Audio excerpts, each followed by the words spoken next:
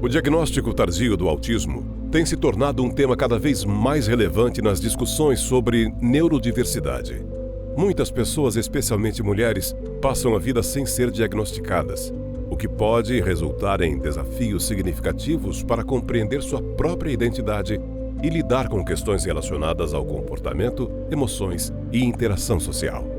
O caso da atriz Letícia Sabatella, que recebeu o diagnóstico de autismo aos 52 anos, é um exemplo emblemático desse fenômeno. A descoberta tardia permite refletir sobre a importância do diagnóstico precoce, mas também destaca as complexidades do transtorno, que podem se manifestar de maneiras diferentes ao longo da vida. Eu fui entendendo, claro, as demonstrações são muito mais sutis do que a gente pensa, mas elas estão lá. A atriz foi diagnosticada com um grau leve, mas que para ela explica características de comportamento de uma vida inteira. A pessoa não querer sair, eu ter dificuldade. Quantas vezes eu perdi amizade, as pessoas ficaram magoadas comigo porque eu não conseguia sair de casa. A investigação veio à medida que a atriz conhecia mais sobre o transtorno, que também atinge a filha dela de 30 anos. Eu comecei a ver mais algumas coisas sobre a neurodiversidade, sobre autismo e a distinção de cada indivíduo dentro de um espectro. O filho da atriz Elizabeth Savala, Thiago Pitti, também tornou público o diagnóstico de autismo tardiamente, aos 47 anos de idade.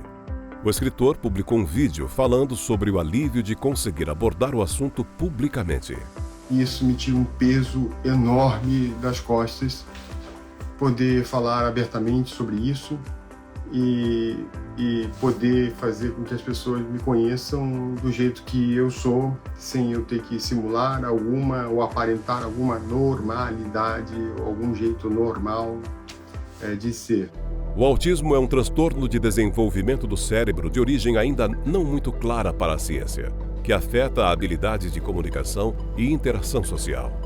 A gravidade do autismo é dividida em 3 níveis, e os casos mais leves são os mais difíceis de serem diagnosticados, o que muitas vezes acontece tardiamente.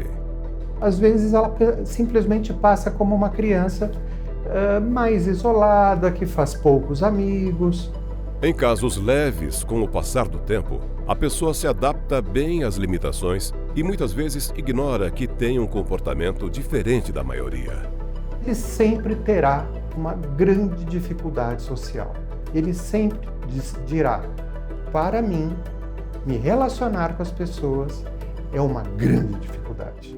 O Brasil ainda não tem dados sobre a prevalência do transtorno do espectro autista na população.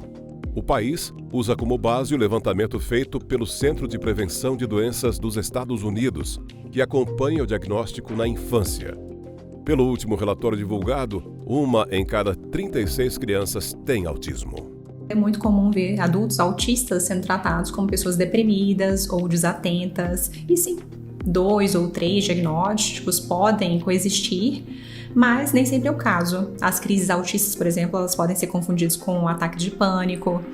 A tendência natural do autista ser menos flexível com a rotina pode acabar num diagnóstico de toque, de transtorno do humor, por exemplo, ou outras condições mais sérias. Então, o diagnóstico preciso mesmo, ele vai ser feito num ambiente clínico, com médicos, psicólogos, educadores, fonoaudiólogos às vezes, ou se você percebe que um amigo, um sobrinho, seu filho, ou às vezes o seu aluno se encaixa em muitas dessas descrições do transtorno do espectro autista, eu sugiro que você marque uma consulta com um profissional, ou que encaminhe essa pessoa, para que ela veja essa possibilidade de iniciar um processo diagnóstico. Geralmente o diagnóstico é feito na infância, mas para a Renata, ele também só veio aos 39 anos de idade. Ao estudar um pouco sobre o assunto e se reconhecer na descrição de algumas características, a jornalista decidiu investigar o que era. A gente tem uma grande dificuldade com ironia. Se você for irônico comigo, eu não vou entender. Eu vou achar que você tá falando de verdade. Então, ou eu vou te perguntar o que você quer dizer com isso, ou eu vou brigar com você porque eu vou falar, por que você tá falando isso assim? Daí alguém fala, não, Renata, eu tô sendo irônico. Era para você entender. O diagnóstico é importante, mesmo na fase adulta. Para a Renata, esse diagnóstico ajudou a entender muitas coisas do passado e viver melhor o presente. Se o diagnóstico é um processo e um caminho, a hora que você tem ele é uma porta para um outro caminho, para você se entender melhor, para você viver com menos sofrimento. Você fica mais em paz, eu acho, sabe? Acho que dá um alívio mesmo.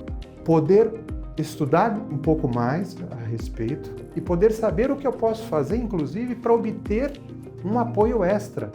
Henrique, de 19 anos, trabalha em um estúdio de arte. É o primeiro emprego dele e já está cheio de histórias para contar. Comecei, a gravar, o marceneiro fazendo as peças, o pintor pintando. Aí eu decidi tentar fazer as próprias obras de arte também. Como eu já tinha uma experiência, mexendo nesses programas, aí eu fiz aquelas folhas que estão na galeria. Saiu melhor do que eu esperava. Henrique aprendeu a ler e escrever sozinho aos 4 anos. Com o tempo, seu desempenho escolar começou a cair e a família suspeitou do transtorno de espectro autista.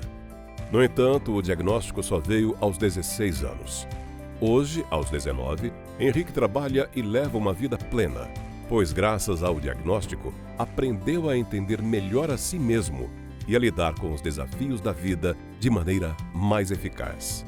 Toda pessoa tem um trabalho perfeito para elas, eu já achei.